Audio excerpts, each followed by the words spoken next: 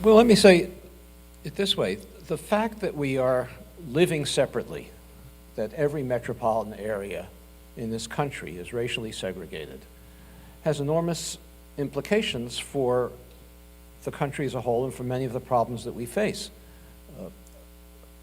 I spent a lot of time writing about the achievement gap between African American and white children. A good part of that achievement gap is attributable to the fact that when you concentrate children with serious social and economic disadvantages in single schools, they can't possibly achieve at the levels that they would achieve, even with those same social and economic disadvantages, if they were in schools where those problems weren't predominant. So, for example, we know that African American children have generally poorer health than white children, so they're absent more often. Well, if a few children are absent in a class, the teacher can accommodate to that. The teacher can pay special attention to the children who need special help. If every child in the class is in poorer health than typical middle-class children, then there's no way to give every child special help. The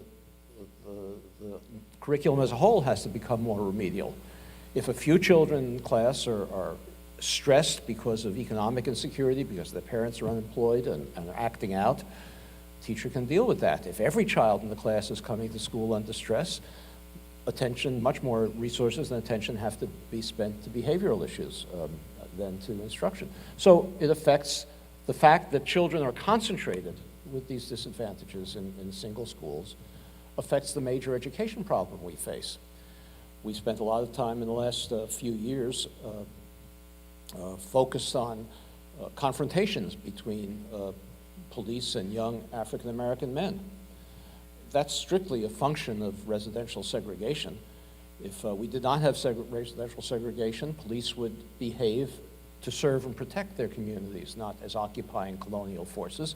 And young men would not be hopeless because they were living in communities where there were no jobs and no access to jobs and no transportation, and attending, as I said, schools where teachers have difficulty accommodating the overwhelming problems that they face. So that problem stems from residential segregation. We're concerned about growing inequality in this country. The growing inequality, economic inequality, is driven by, in part, by residential segregation. We know from research, for example, that low-income children who grow up in a middle-class neighborhood are much more likely to be middle-class as adults than low-income children who grow up in a segregated neighborhood. So many of the problems we face in this society stem from residential segregation, and that's why I thought it was important to explore how it happened and what we might do about it.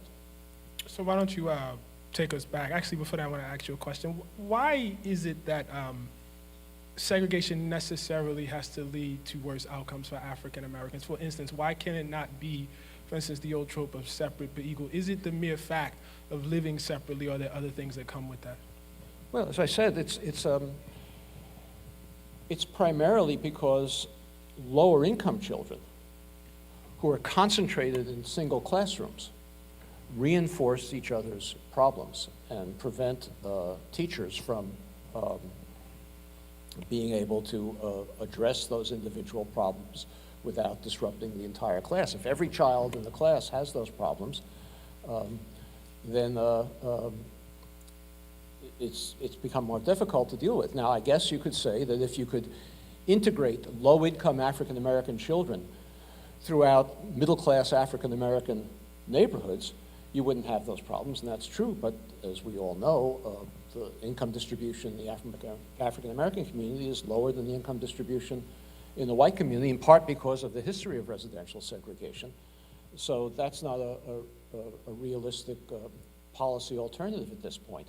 So I would never suggest, and I don't suggest, that black children have to sit next to white children in order to learn. But low-income children, who tend to be disproportionately African American in this country, have to sit next to middle-class children in order to have a productive learning environment. And it's not merely that these African American children come from low-income households. One of the points you make is they also come from low-wealth households. Well, yes, they come from low-wealth households, and that's a legacy of residential segregation, and I can talk about that now or later if you want. Please do. Well, No, because I think it's really, really important. It's not merely the living apart. You know? well, the wealth difference is essential, but this is going to be a long answer, so They're here to fasten hear your you. seatbelt. They're here to hear you. It's an important answer. You know, most people think of residential segregation today as something, the Supreme Court coined the term. They call it de facto segregation. It's something that happened, you know, by accident. It happened because of private prejudice. It happened because of real estate agents who steered people to different places. It happened because people choose to live with one another of the same race. And under the constitutional theory that the Supreme Court has adopted and that most of us believe, and I accept for the purpose of this argument, even though it may not be a good constitutional theory, but you can only have one fight at a time. So I accept this distinction. Under our current constitutional theory, if something happens through private action, there's no constitutional remedy. And if it happens by state action, federal, state, and local action, then not only is there a constitutional remedy, but there's a constitutional obligation to remedy it. So this wealth gap that you're talking about, as well as many of the other problems that I've alluded to already, arose because of a history of state-sponsored segregation, and that's, you know, the subtitle of my book is A Forgotten History, because it was once well known. It's not a hidden history, it's a forgotten history. So there are two main aspects of it, and like I say, I have to describe both of them, how they interacted with each other in order to answer your question. The first is public housing.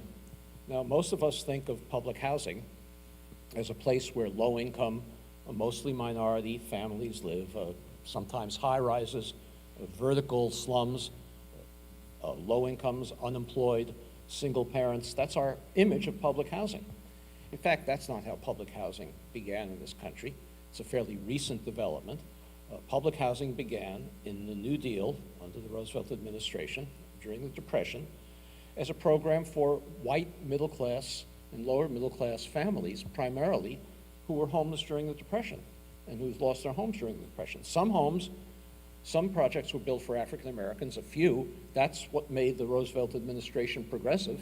Other administrations might have built public housing only for whites, and not a few projects for African Americans. So in cities across the country, these segregated projects were built. Skipping ahead a bit, it started in the New Deal. The New Deal public housing program often segregated neighborhoods that were never segregated before.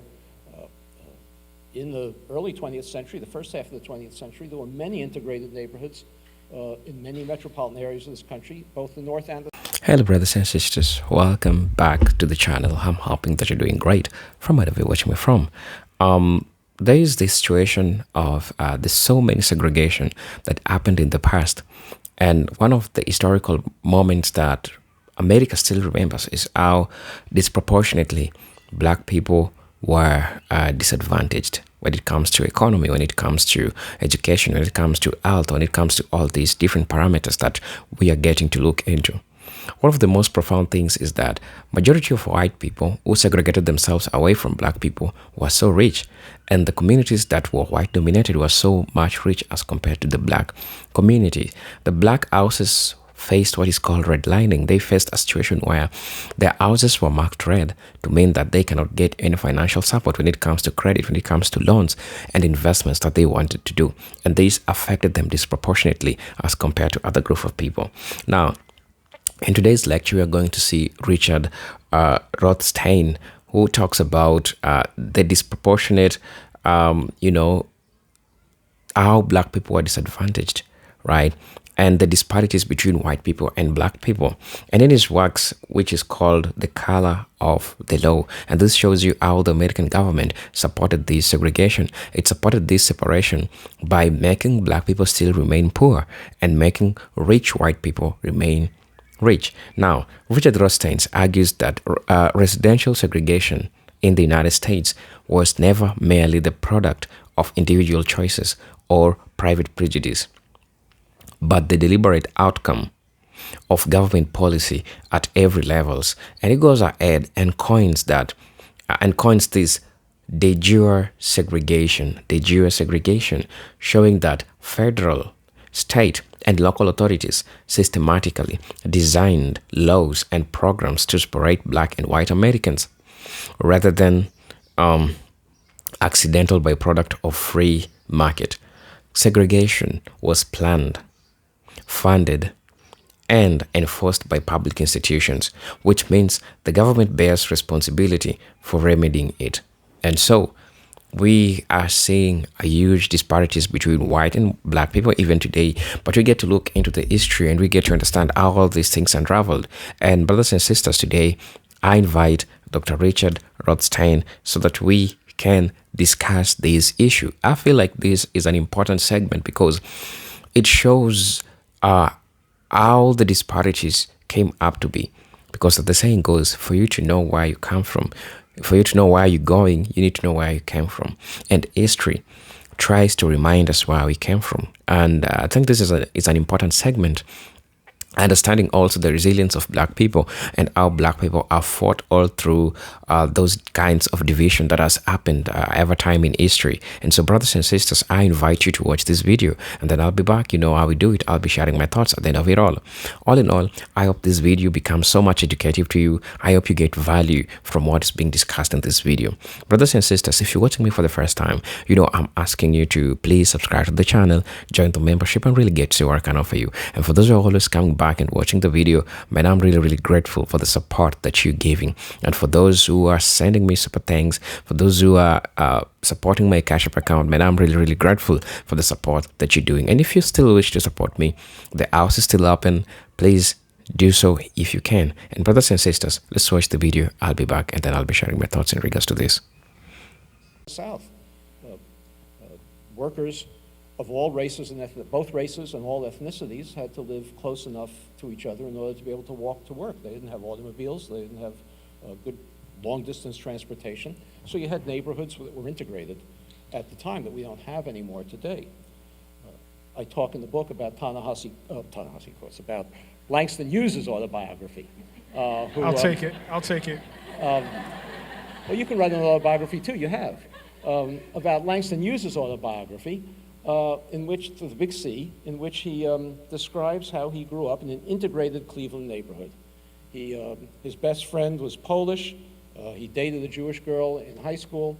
It was an integrated neighborhood in Cleveland. The federal government came into that neighborhood, demolished it on the guise of slum clearance, and built segregated public housing, segregating this Cleveland neighborhood that had never known segregation before. It built a separate project for whites and a separate project for blacks. Skipping ahead, and this is getting closer to the answer to your question, but we're not there yet. Skipping ahead, this went on through World War II.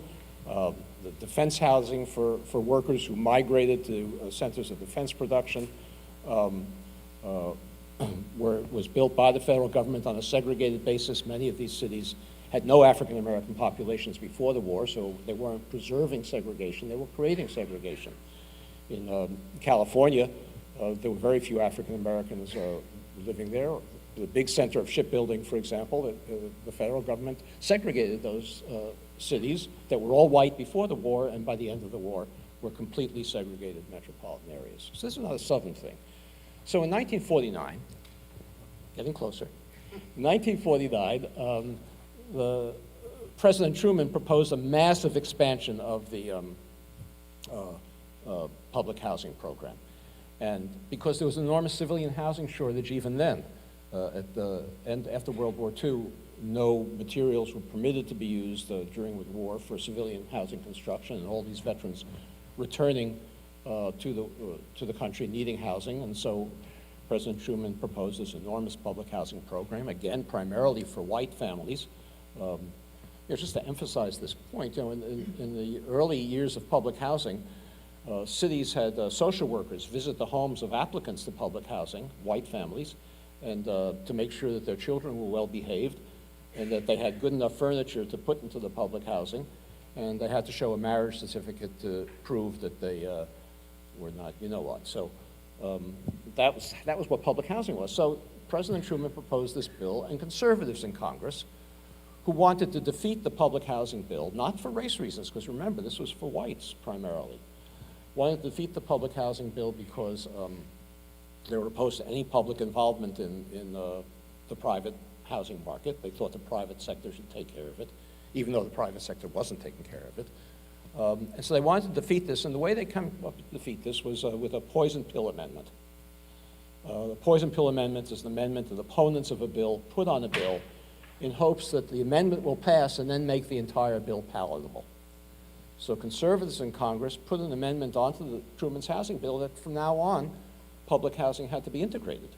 As I say, there's no secret about the fact that public housing before that was segregated across the country in the North. But they put on an amendment that had to be integrated, the idea being that if liberals supported the integration amendment and conservatives who were opposed to public housing also supported it, the amendment would pass, then the entire bill would require integration, and then Southern Democrats would abandon the bill and the bill would fail. So liberals in Congress fought against the integration amendment, led by Hubert Humphrey, led by Paul Douglas, another great liberal at the time. They fought against the integration amendment. The integration amendment was defeated, so the 1949 Housing Act was passed to continue the policy of segregation that the federal government had followed. So that's how we got these giant towers, Cabrini Green in Chicago, or the Robert Taylor homes, or Pruitt-Igoe, perhaps the most well-known of these projects. I'm getting closer. Now these were segregated. Remember, we think of the Pruitt-Igoe towers as these towers filled with low-income black people, but actually the Pruitt towers were for African Americans, the Igoe towers were for whites. Not de facto, not because African Americans happened to apply to Pruitt and whites happened to apply to Igoe. This is how they were designated. They were filled this way, and after a few years, the white tower, the Igoe tower, was vacant, largely vacant. And the Pruitt tower had long waiting lists. Getting closer. So why is it that after all these years, the white public housing, and this happened all over the country, white public housing had vacancies and black public housing had long waiting lists? And the reason is another federal program run by the Federal Housing Administration that subsidized the movement of white families out of central cities into single-family homes in the suburbs that were exclusively white. So the federal government guaranteed loans to mass production builders. The most famous example, perhaps, is Levittown. Levitt could never have assembled the capital to build 17,000 homes for which he had no buyers. He got loans guaranteed by the federal government on explicit condition, I want to emphasize that no homes be sold to African Americans, and that every home in the development had to have a clause in the deed prohibiting resale to African Americans. Okay, now I can get to your question. The entire country was suburbanized in this way. Whites were moved out of cities. African Americans had to remain in cities and became poorer because industry moved out of central cities as well as at the same time that whites were. The entire country became suburbanized. In 1947-48, when Levitt built that development in east of New York City, those homes sold for $7,000, $8,000 apiece.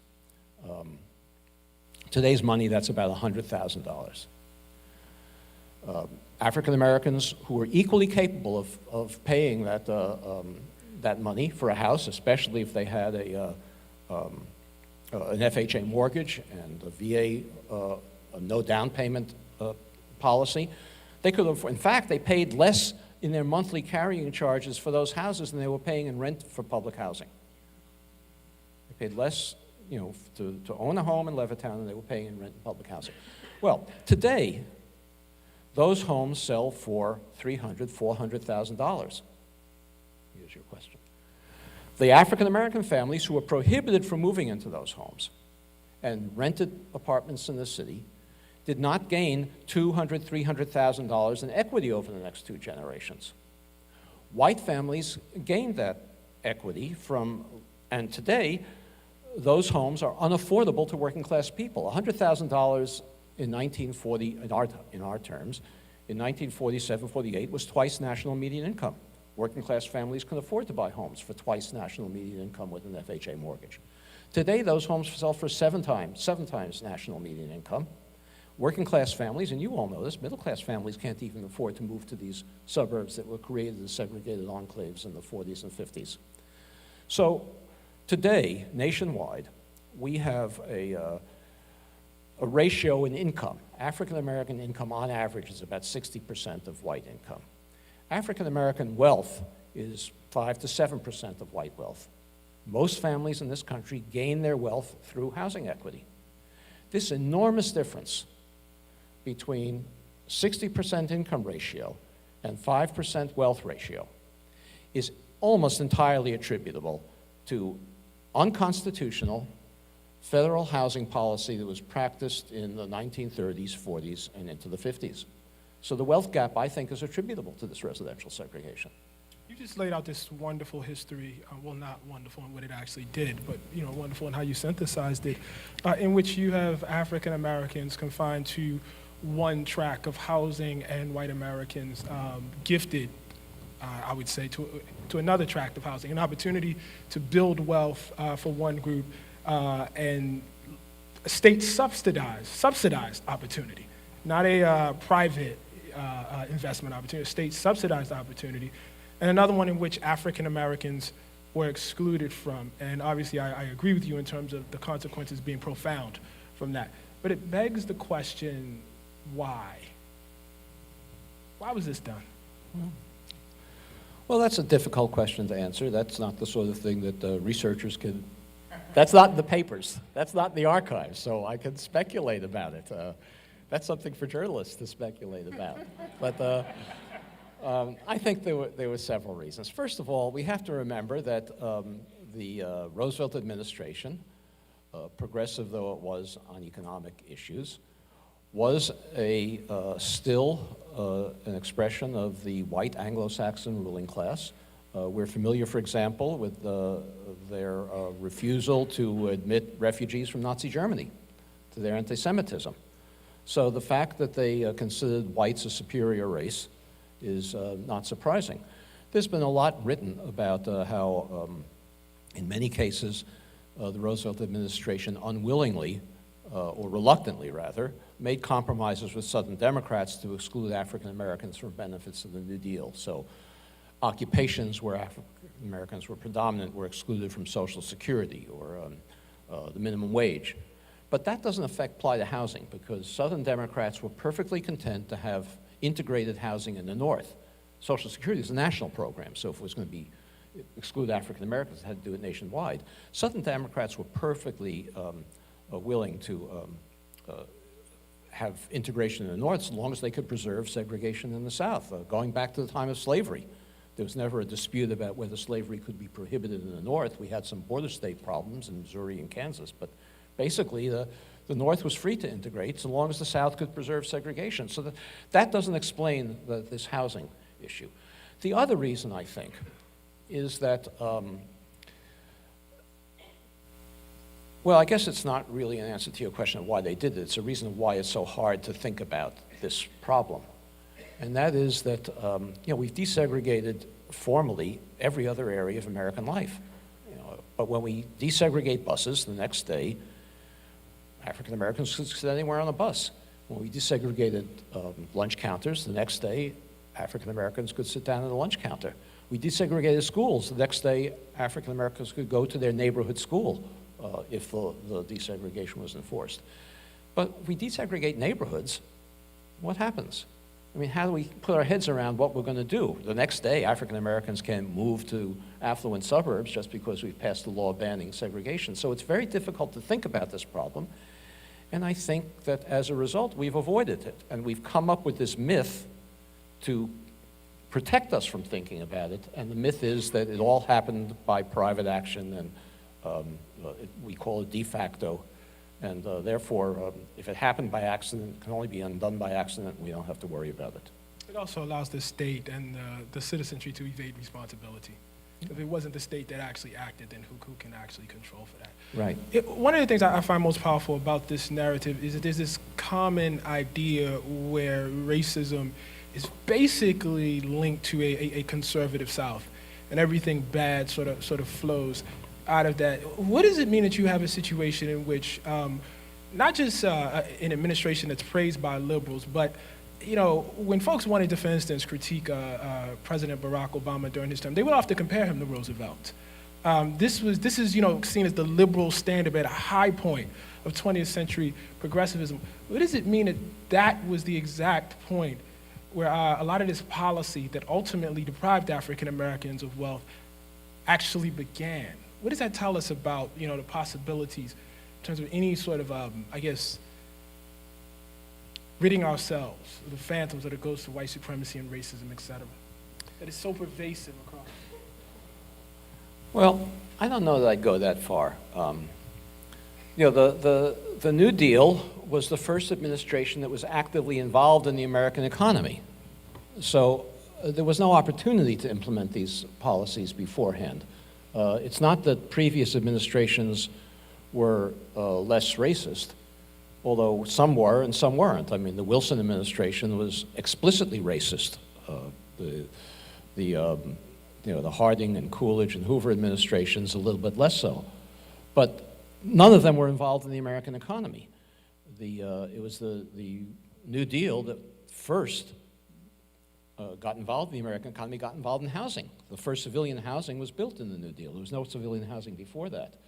So I don't know that this happened because the Roosevelt administration was more racist than others. In fact, it was relatively progressive. I mean, I hate to say this, but it was relatively progressive on race because it built some housing for African Americans. The likelihood is that previous administrations, if they'd done this, would have built only housing for white families. So, I don't know, I just want to push you on that a little bit. Please. But yet, I mean, if we follow the implication of your work, much of the inequality that we see between African American people and whites can be traced to this progressive action. Yeah, absolutely. But that's because the inequality could only be created by government if it was involved in the economy. And if the government wasn't involved in the economy, it couldn't create this kind of inequality. So it was the opportunity to be involved in the economy that gave the opportunity to segregate. So what does this call us to do now? Well, as you heard, I gave a lot of lectures as I was doing this research and wrote articles, and people always ask me that question. And I didn't want to answer it. Finally, I got pestered enough that I threw a chapter in here in the book about remedies. But I don't think that we can really creatively think about remedies until we disabuse ourselves of this myth of private causation. Because so long as we have this consensus, and it's across the political spectrum, it's conservatives and liberals alike who use this term de facto segregation. I'm sure most of this room think of it as de facto segregation. As long as we have that national consensus, we are hobbled in our ability to think creatively of remedies. So let me give you, I will give you a radical answer, which I think is absurd because there's no political consensus that would support it. But I gave you the example before of Levittown. If we understood that this history was state-sponsored segregation, it was unconstitutional, a violation of the 14th Amendment, I argue in the book even of the 13th Amendment, we might do the following. Congress might, 15% of the metropolitan area, New York metropolitan area is African American. Congress might adopt a program where the federal government buys up the next 15% of homes in Levittown for $400,000 and resells them to qualified African Americans for $100,000. That would be a constitutionally justifiable remedy in terms of the, in light of the history that I've just described. But, well, I guess I just did say it in public. I was going to say I would never say that in public, but I just did. But, it can't be, that kind of thing can't be debated unless we understand the history. So what we should be doing now is trying to do everything we can, and you are a star in this area, to make people familiar with the history. I mean, your article about Chicago, the case for reparations, did this. A writer for the New York Times Magazine now, Nicole Hannah-Jones, has been writing about it. We need to talk about this, make this a part of our national conversation, so that we can begin to conceive of these remedies. There may be remedies that people will think of that I haven't thought of once we can begin to have a conversation about it. But we can't have the conversation about it so long as we have this myth. And let me add this one thing, a very simple thing. One of the things I report in the book is I examined all the most commonly used high school textbooks in America today. And every single one of them lies about this history. They lie about it. And that's a very simple thing to fix. If we don't fix it, the next generation is going to be no better position to do something about it than ours has been. But the most widely used American history textbook, it's 1,000 pages. The kids, I guess, they carry it around in backpacks.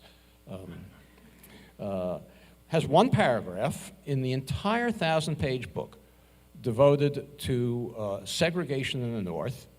Within that paragraph, it has one sentence devoted to housing, and the sentence reads as follows. In the North, African Americans found themselves forced into segregated housing. That's it.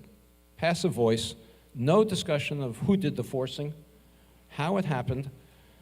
They woke up one morning, they looked out the window and said, whoopie-doo, here we are in a segregated neighborhood. So long as we're teaching our young people that, there's very little hope of having a serious conversation about remedies.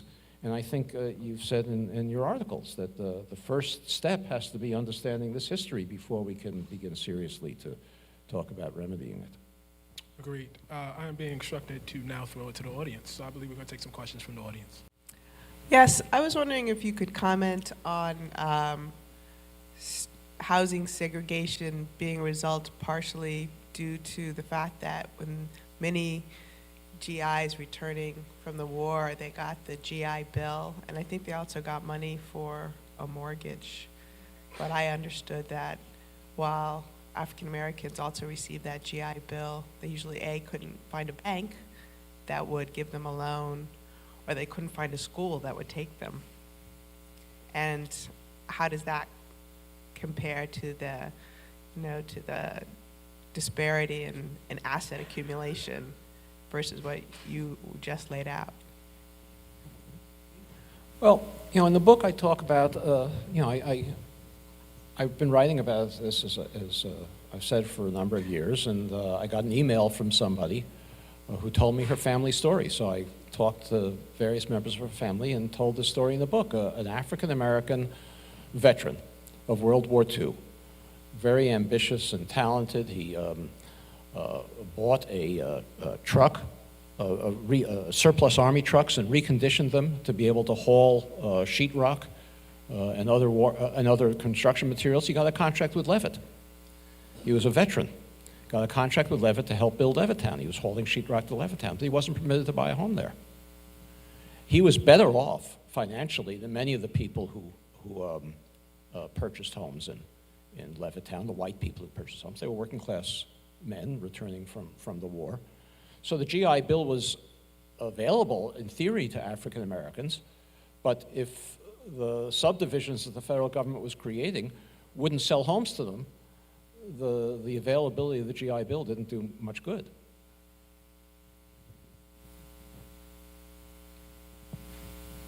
Thank you. This has been wonderful. I really appreciate it. I love your book. I've bought so many copies. I live locally. I live in this neighborhood, and I grew up in Washington on DuPont Circle, and one side of the circle was mixed, and the other side of the circle was mixed. By the time I graduated from college, that had changed, and all of DuPont Circle had gentrified. So I couldn't afford, as a college student between Howard and GW, to live there. Anyhow, my current question is, what is the impact of zoning? For example, I live in this neighborhood. I have a perfectly acceptable ground floor flat that I could afford to rent to a family. They could go to Murch School or Janney School. They could live downstairs in a one-bedroom with a big living room, dining room, kitchen, a beautiful garden, but I can't do it because of zoning. Let me talk about zoning more generally. The term I'll use is exclusionary zoning. It's zoning that prohibits, I don't know the particulars of your neighborhood, and I'm not going to try to find out in the next 2 seconds, but many white neighborhoods, white suburbs in this country have exclusionary zoning ordinances that prohibit I'm not talking about poor people that prohibit the construction of single-family homes on normal lot sizes, or prohibit the construction of townhouses or attractive apartment units. Those zoning ordinances, and this goes actually to your question, okay, I'm finished with your neighborhood now, I'm not going to talk generally about zoning. Those zoning ordinances date back to the pre-New Deal era, and they were specifically racially motivated, which is something that another part of the history that we've forgotten. In 1917, the Supreme Court ruled that cities could not establish racial zones, that they couldn't say that African Americans could live here and whites could live here, there. Actually, the way in which these ordinances were written that the Supreme Court prohibited in 1917 indicated how integrated the neighborhoods and urban areas were, because the typical ordinances prohibited African Americans from moving onto a block which was majority white. It was an integrated block, but if it was majority white, African Americans couldn't move onto it, and majority black whites couldn't move onto it.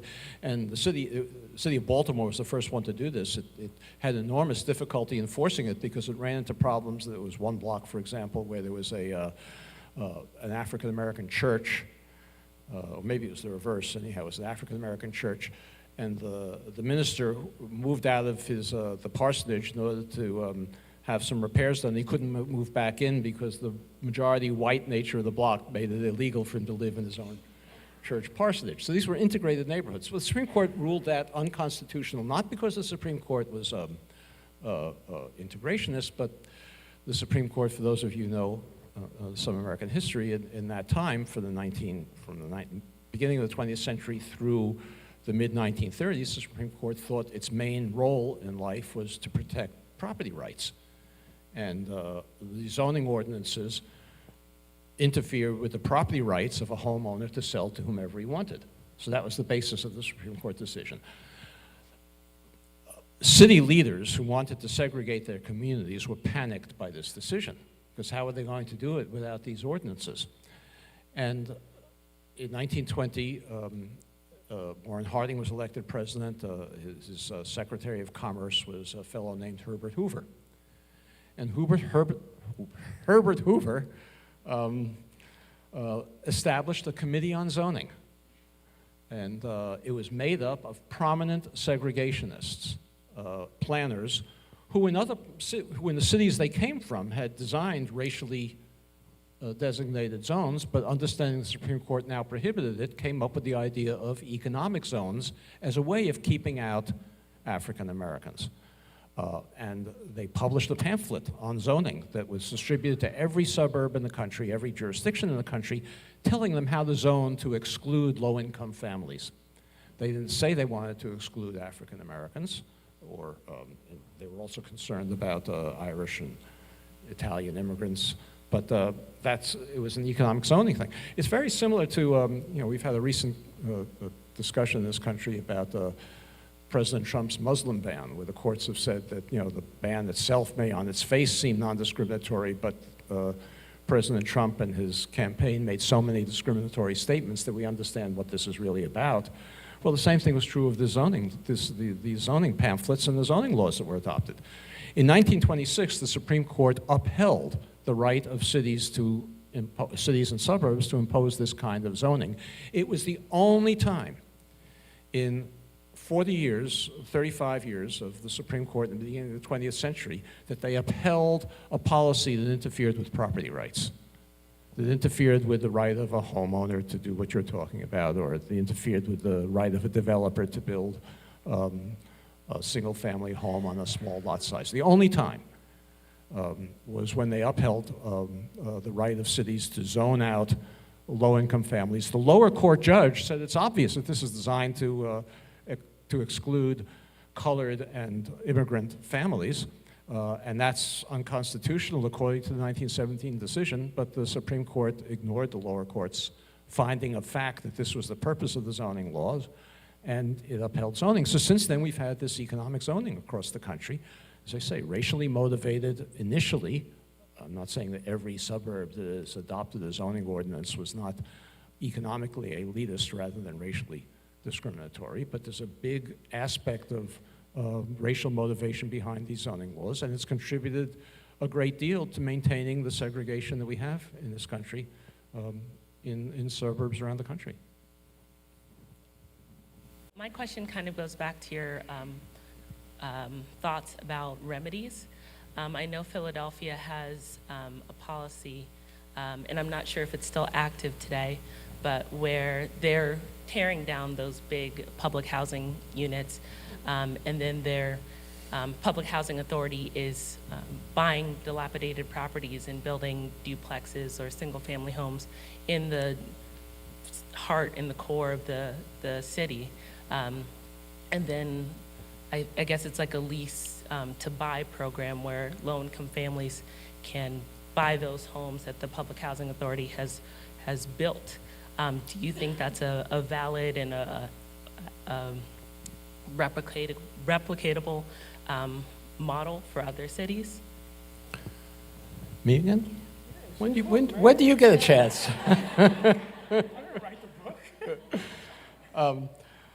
Well, these policies are going on around the country, and typically what happens in them is some families do get to participate in these rent-to-own programs, but the vast majority of families who are displaced don't, because the density is much lower, and so they wind up going somewhere else. Where do they go? Well, they go to the only places that will accept them, and these are new segregated communities in inner ring suburbs. So, many people wondered, when we first started being aware of this as a country again, after Michael Brown was killed by a policeman in Ferguson, Missouri, how did a suburb like Ferguson become majority black? I thought black communities were in cities, not in suburbs. It happened not because of that particular rent-to-own program, because of a lot of programs like that, where neighborhoods get either gentrified. In the case of St. Louis, they demolished large swaths of the African-American community that had been created in the central city by the policies that I described before so they demolished these areas in order to build this, the Gateway Arch. It's like half of a McDonald's sign, on the Mississippi River to introduce you to the West Coast or the western states. So they demolished all these areas, and where were the people who lived there going to go? Well, they got vouchers. Instead of public housing, they got vouchers, typically known as Section 8 vouchers. And the Section 8 voucher program is one in which the Housing Authority, with federal money, gives family a subsidy so that they can spend no more than 30% of their income on a market rental at the average rent in the community.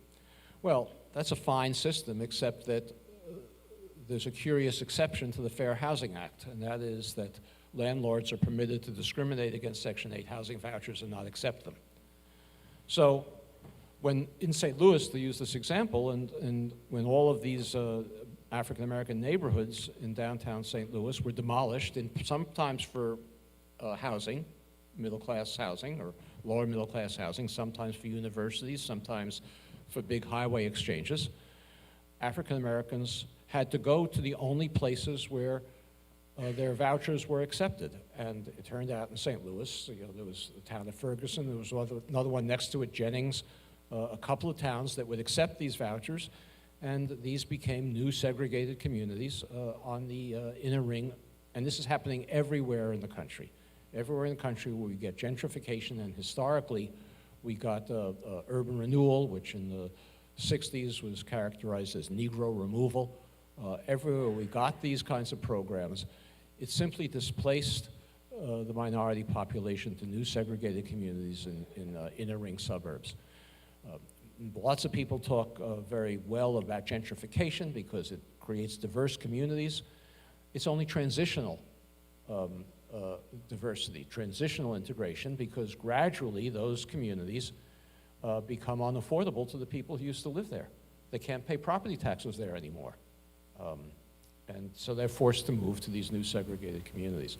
So the program is fine, except it's not part of a broad plan of integration. It helps a few people who get those rent-to-own homes, But it's not part of a broader plan to desegregate metropolitan areas, which is required if we're going to deal with this problem successfully. Mr. Rothstein, I was really impressed with your article, Brown at 60. But what struck me when I read it is that blackness creates whiteness. Discrimination against black people is required for white people to have white privilege. And the fact that Democrats did so much with desegregation and affirmative action, et cetera, has made it impossible for poor whites to have a white home and a white school at their low income, which means that they definitely need Donald Trump. And that's what they were voting for. Am I wrong? Is there some hope for this country other than, right now, I'm assuming that in 10 years, Hispanics will be white because white people are not fools. So is it true that it is essential that black people be the negative out party so that there is white consistency in this country? Well, it's certainly two sides of the same coin. You can't have superiority without inferiority and vice versa.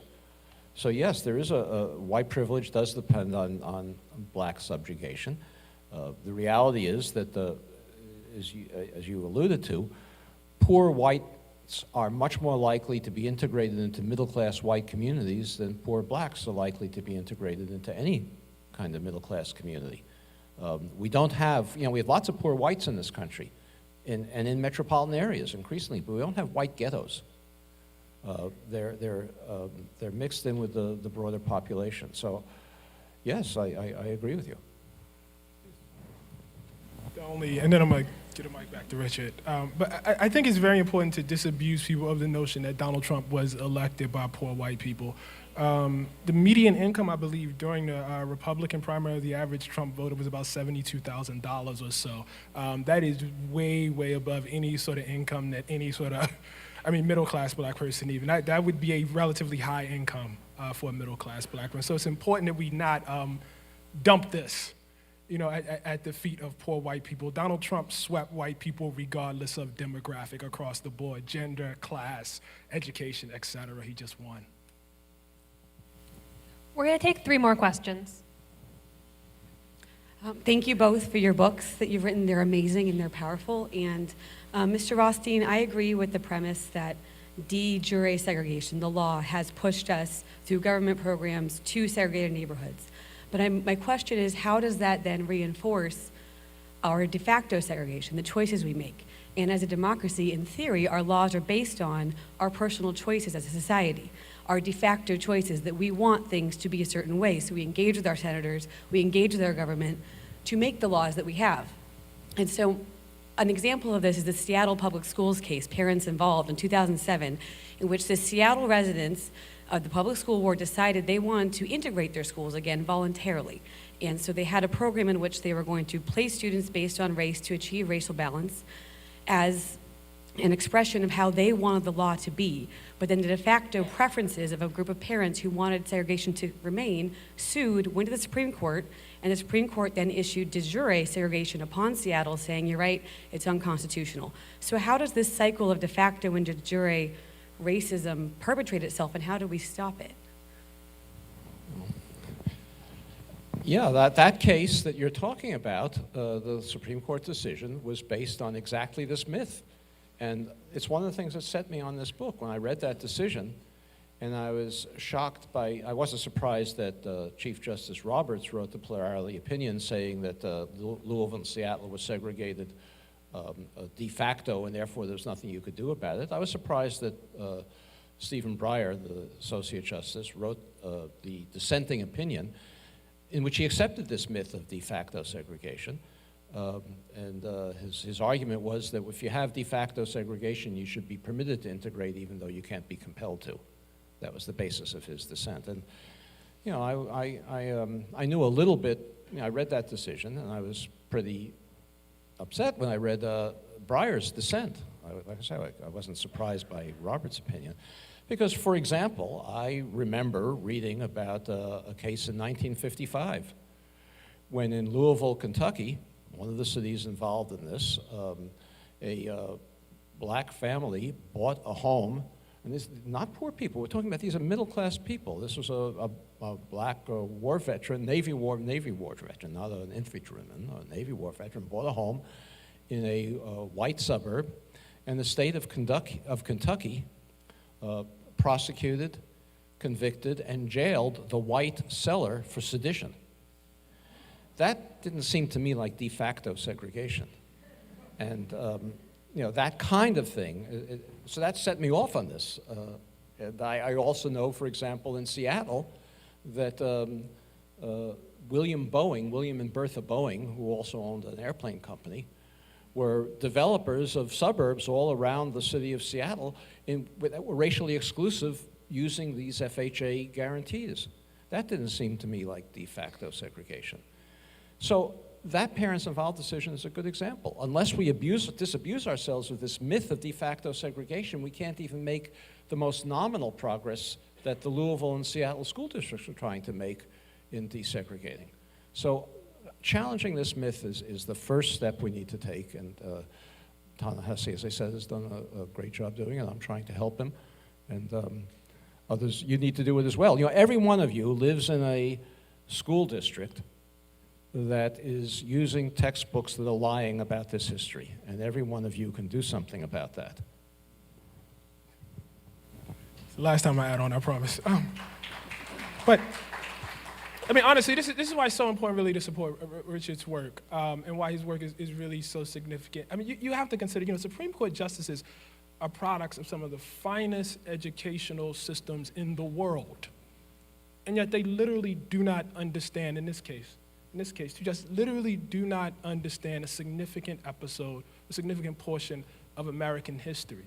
If that's true at the Supreme Court level, God knows what's true, when you start going down the ladder to people who have not had access to those institutions. The myth is deep. I mean, the parallel I think about is when John Roberts, and I can't remember whether it was this case or another case, he says the way to stop discriminating on the basis of race is to stop discriminating on the basis of race, but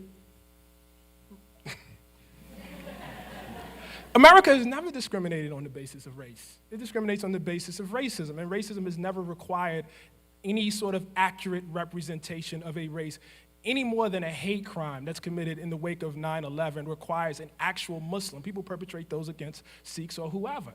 It's the ideology, that's the basis, but we don't understand it. We don't understand that this was a created thing. That's the idea that's implicit in this notion of de facto, that it's just these sort of people that are wandering around and just doing stuff. And therefore, government can't address it, but government created it, so we have a responsibility. So as you just said, until you get to that myth, almost being asked for solutions and actions are way behind that. So given that we still live in a world where we do have a government agency, and I was going to ask if you were Ben Carson what you would do, but I won't do that to you. But if today I was a president and I put you in charge of HUD, what would you do?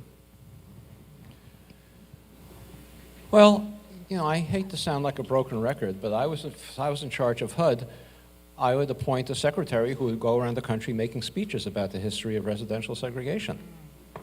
That's what I would do, because nothing else would fly. Nothing else would fly. In 1968, Richard Nixon was elected president, and I've written about this, maybe some of you have read this. He appointed as the Secretary of Housing and Urban Development a fellow by the name of George Romney, the father of somebody that you may be familiar with. And as I say, this history was once well known.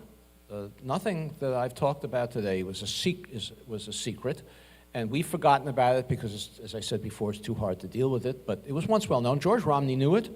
He was appointed Secretary of Housing and Urban Development. He said, George Romney, the Republican housing secretary, said that the federal government has created a white noose around urban centers where African Americans lived, and it's the federal government's obligation to untie that noose.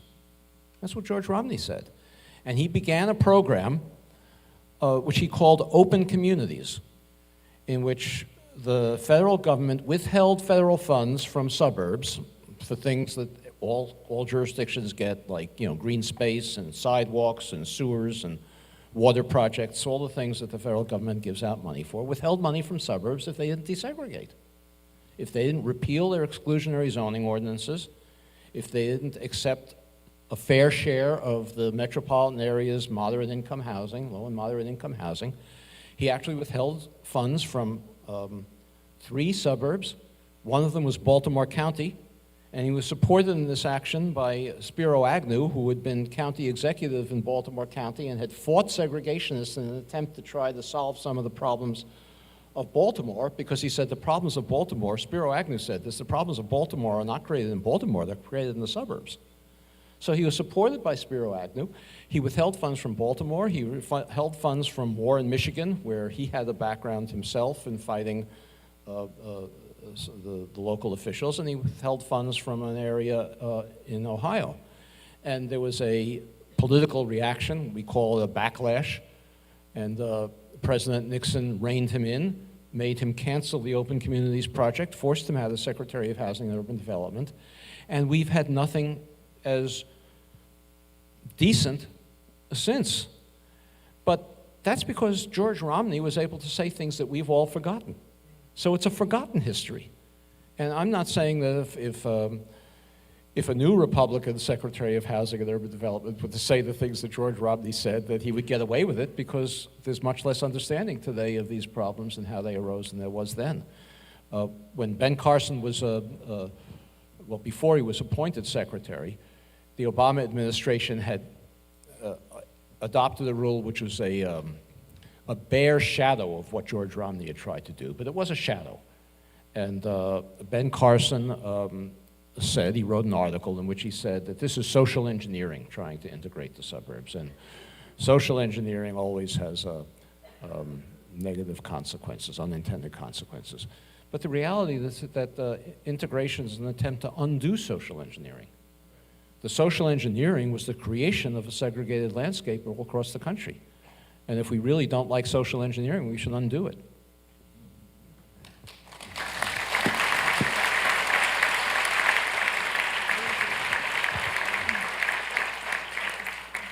Hi, I'm Russ Hickman, and I'm from Winston-Salem, North Carolina. And I'm Naomi Armuzi. I'm from Houston, Texas.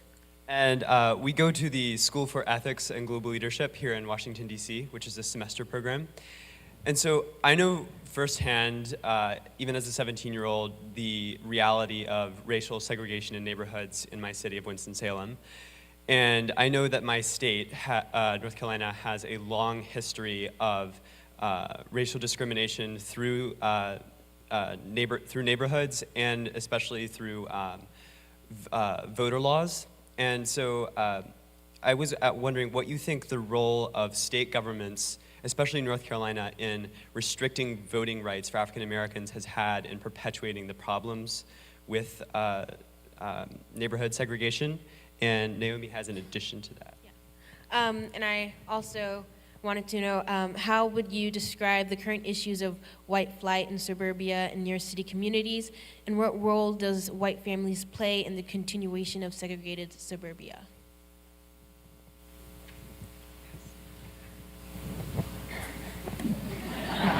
You know, I thought we were going to do this together.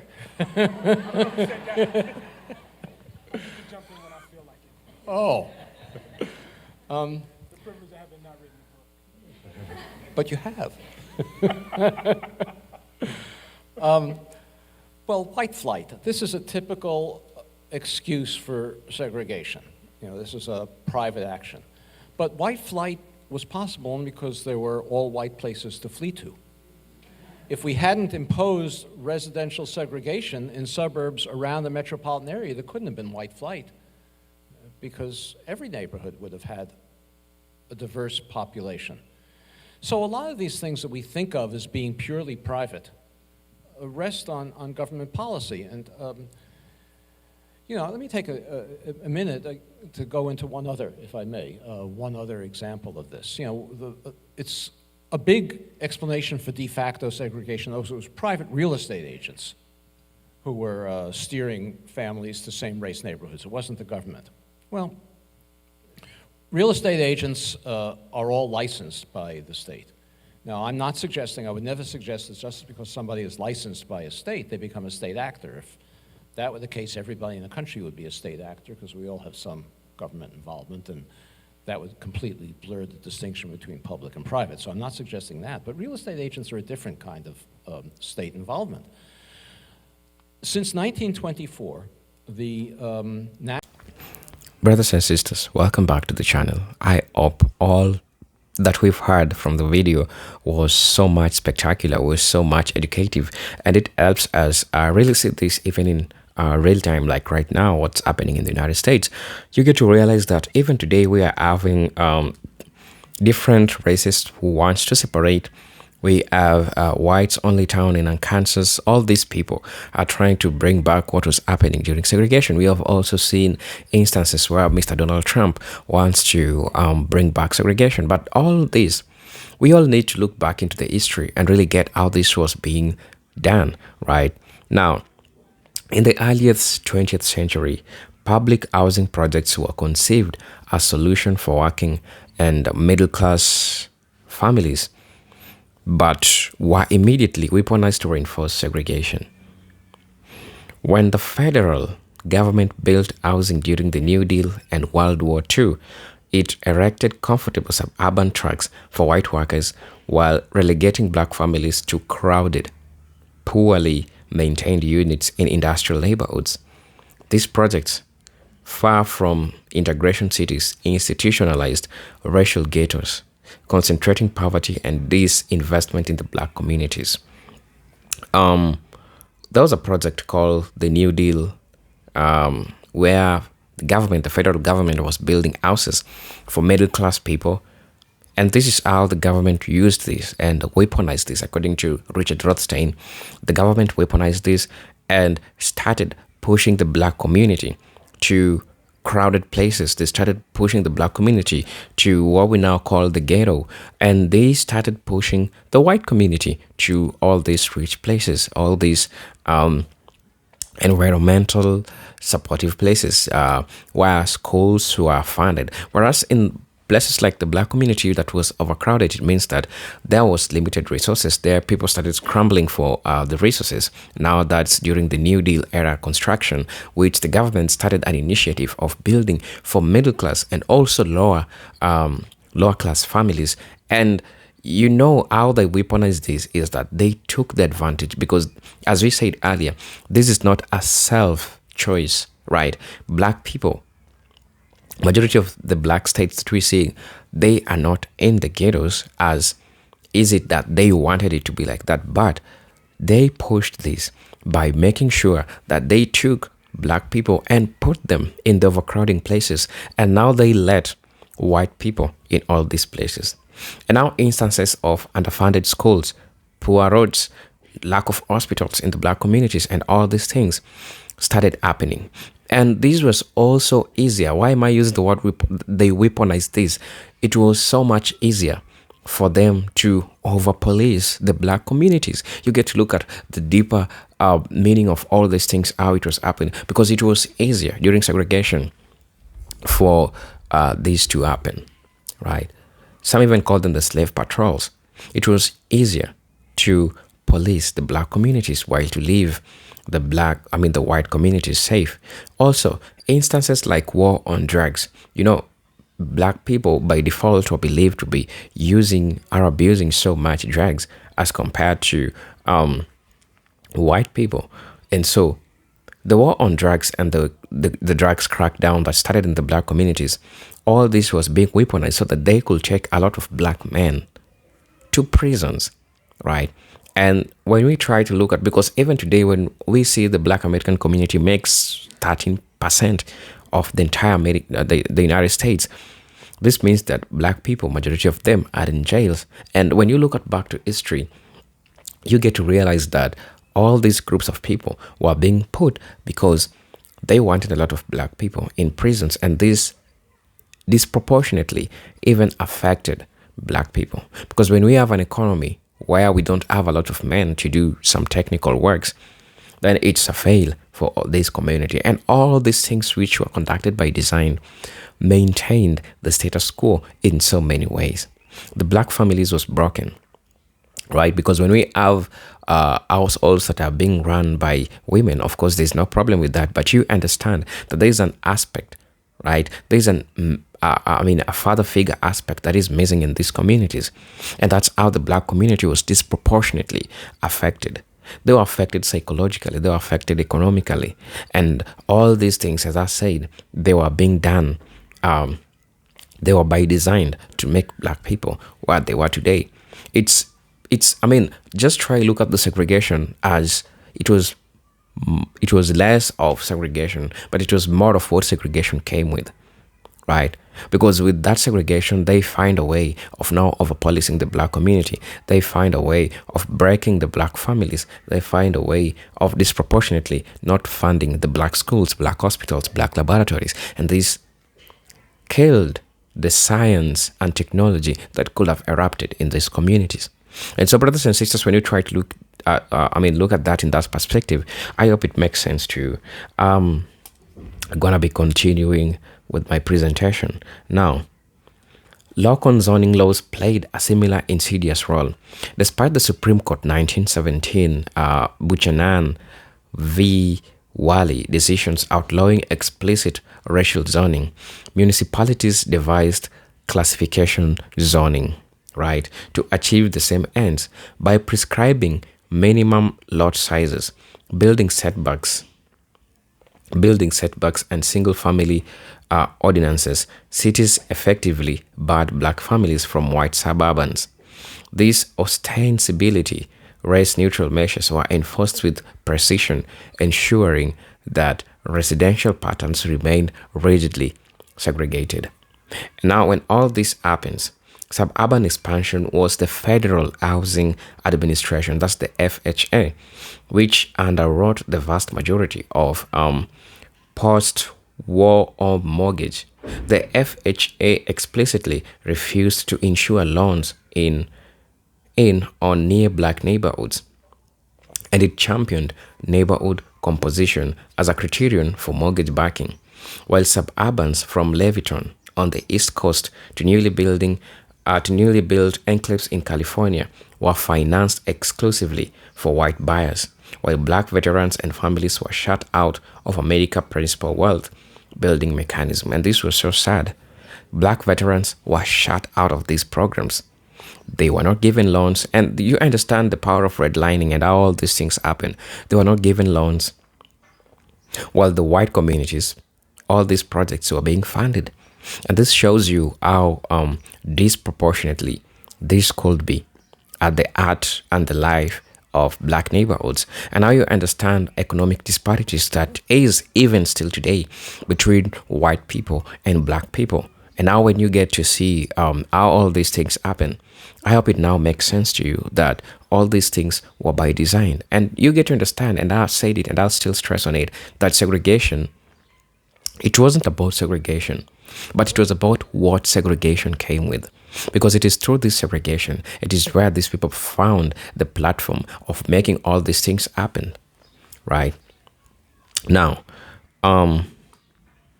beyond zoning and lending, private real estate practices were sanctioned by courts and law enforcement.